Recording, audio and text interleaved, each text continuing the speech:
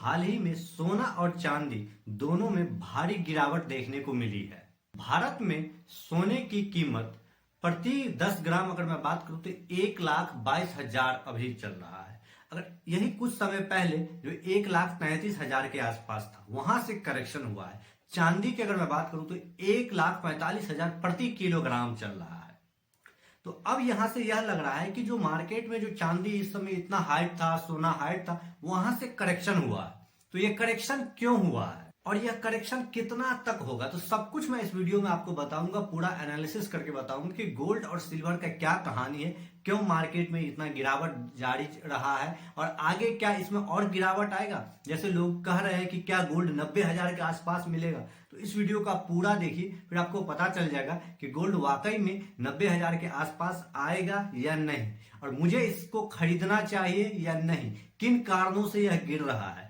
तो पहले आप मुझे कमेंट करके ये बताइएगा कि आपने गोल्ड में या सिल्वर में इन्वेस्ट किया है। अगर आप इन्वेस्ट किए तो किस प्रकार का आपका इन्वेस्टमेंट है, क्या वो ऑर्नामेंट्स के रूप में है यानी कि ज्वेलरी के रूप में है, या फिर गोल्ड ईटीएफ है, या फिर वो पेटीएम, फोन पे जो 1 रुपए में गोल्ड खरीदते हैं ना, उसके थ्रू आपने गोल्ड में इन्वेस्ट किया है। कमेंट करके जरूर बताइएगा मुझे। पिछले कुछ महीनों में अगर आप देखो तो गोल्ड की जो कीमत है वो आग की तरह भागी थी। कुछ ही समय में, साल भर से भी कम में, गोल्ड की प्राइस 75,000 से 1,33,000 तक पहुंच गया। और अब जो यह गिरावट आया, इसको अलग अलग विशेषज्ञ इसको एक स्वस्थ सुधार के रूप में कहा जाता है। जी हाँ दोस्तों, जब कोई चीज बहुत तेजी से भाग रहा हो तो उसमें गिरावट भी होनी चाहिए, जिससे कि मार्केट में एक स्थिरता बने रहे। ऐसा नहीं कि कोई चीज सीधा भागे, बल्कि उसमें गिरे बढ़े, तो ये सब कुछ आपको होना चाहिए, तो ही जाके मार्केट में एक दौर शुरू होता है। इस गिरावट के कई सारे वजह है। पहला वजह तो यह कहा जा रहा है कि जब मार्केट कोई बहुत ज्यादा ऊपर चला जाता है तो वहां से लोग प्रॉफिट बुकिंग स्टार्ट कर देते हैं और फिर वो इस कारण से गिरने लगता है। इसका भी एक रीजन है,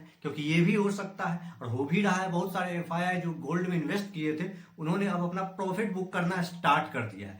फंस वो रहे हैं जो यह देख के कि कुछ मार्केट भाग रहा है गोल्ड, अब जाके वो खरीद लिए, अब उसका क्या होगा। और जब वर्ल्ड मार्केट में जब स्थिरता आ जाती है तो गोल्ड की प्राइस नीचे आ जाता है, क्योंकि गोल्ड को सेफ एसेट माना जाता है। तो जब मार्केट आप देखोगे, जब वर्ल्ड में आप देखोगे कि अनसर्टेनिटी चल रहा है, यानी कि वर्ल्ड युद्ध चल रहा है, कुछ अलग बातें हो रही है, मतलब अनिश्चितता का माहौल है, तो उस समय आप देखो कि गोल्ड जो है वो आगे बढ़ेगा और इक्विटी मार्केट नीचे जाएगा, बॉन्ड मार्केट नीचे जाएगा। क्यों? क्योंकि तब लोग क्या करते हैं, यहां से अपना पैसा निकाल के सेफ एसेट में जाना पसंद करते हैं। लेकिन जब सब कुछ आसान होने लगता है, सब कुछ नॉर्मल होने लगता है, तो फिर वो उसे वहां से हटा के चले जाते हैं कहाँ? इक्विटी मार्केट में, बॉन्ड मार्केट में। तो आप जानते हो कि वर्ल्ड में क्या था, वर्ल्ड युद्ध चल रहा था, कई सारे देशों के, रूस, यूक्रेन, लेकिन अब सब में स्थिरता आना शुरू हो गया है। और डोनाल्ड ट्रंप सबसे बड़ी वजह तो यही रहा है कि कई तरह के ऐसे बयानबाजी देना, चाइना पे लगा देना, इंडिया पे लगा देना, ये सब इतना ज्यादा टैरिफ का जो असर पड़ा था उसका भी रीजन था कि गोल्ड भाग जा रहा था। लेकिन अब सबके बीच में बातचीत चल रहा है और ये बातचीत अगर सही तरीके से, नॉर्मल तरीके से, अच्छे से हो गया तो गोल्ड नो डाउट और नीचे आएगा। तो आप तो कह सकते हो कि गोल्ड जो है यह फिर से सस्ता हो गया है, लेकिन अभी वो उतना सस्ता नहीं हुआ है ना, क्योंकि आप जब पिछले कुछ कंपैरिजन से देखोगे तो अभी 1 महीना के अंदर जो गोल्ड बढ़ा था उसके रेंज पे आ गया है। लेकिन अभी भी गोल्ड की जो प्राइस है काफी ज्यादा हाई पे है। ऐसे बहुत सारे लोग सोच रहे हैं कि मैं क्या यहाँ से खरीदूं इन्वेस्ट के लिए, क्योंकि अभी शादी का माहौल भी है। तो ऐसे शादियों में तो आप समझते हो कि गोल्ड देना बहुत ही जरूरी होता है, देते हैं अपनी बेटी को, तो उसके लिए गोल्ड खरीदना एक मजबूरी बन जाती है। कई बार प्रेशर भी होता है कि मुझे गोल्ड देना है। तो अब वो सोच रहे कि अगर उनके लिए कुछ सस्ता हो जा रहा है तो उनके लिए एक अच्छा ऑप्शन हो सकता है। तो सवाल यह है कि यह गोल्ड खरीदने का यह सुनहरा मौका है या फिर यह एक धोखा है। अगर मैं आपको आज के डेट में कुछ गोल्ड के कुछ शहरों में बताऊं तो दिल्ली में आज का जो गोल्ड का प्राइस है 1,22,300 रुपया है, मुंबई में 1,21,800 रुपया है, चेन्नई में 1,23,100 रुपया है, कोलकाता में 1,22,000 के आसपास मिल रहा है। तो पहले मैं आपको यह बता दूं कि गोल्ड में गिरावट क्यों आई है। पहला जो रीजन यही है कि अमेरिकी डॉलर और वहां का जो यील्ड बॉन्ड है वो मजबूत हो रहा है और जब ये दोनों मजबूत होगा तो गोल्ड गिरेगा, क्योंकि तब यहां से एसेट निकल के उसमें चला जाएगा, अमेरिकी डॉलर में जाएगा और बॉन्ड में जाएगा, क्योंकि इक्विटी मार्केट पे लोगों की भरोसा हो रही है।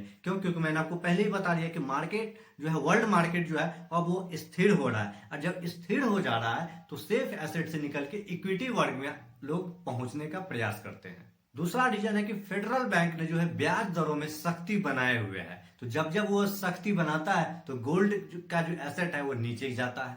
और आपको मैं बता ही दिया हूं कि वर्ल्ड मार्केट में जो अनिश्चितता है वो थोड़ी सी कम हुई है, इस कारण से सेफ जो एसेट है उसकी डिमांड भी कम हो जाती है। हालांकि एक्सपर्ट तो अभी कह रहे हैं कि गोल्ड जो है लगभग लाख रुपए तक के आसपास आ जाएगा, तो क्या वाकई में ये आएगा? देखिए, अगर लाख रुपए के आसपास आ जाता है तो ये एक अच्छा मौका होगा कि लोग इसमें इन्वेस्ट करें। खासकर जो शादियों में दहेज में जो गोल्ड देने का बात है, उनके लिए तो बहुत ही बेहतरीन हो सकता है, क्योंकि अभी वो लोग परेशान है कि गोल्ड की जो प्राइस देख रहे हैं वो सोच रहे हैं कि यार अब इतना महंगा गोल्ड खरीद के मुझे देना होगा।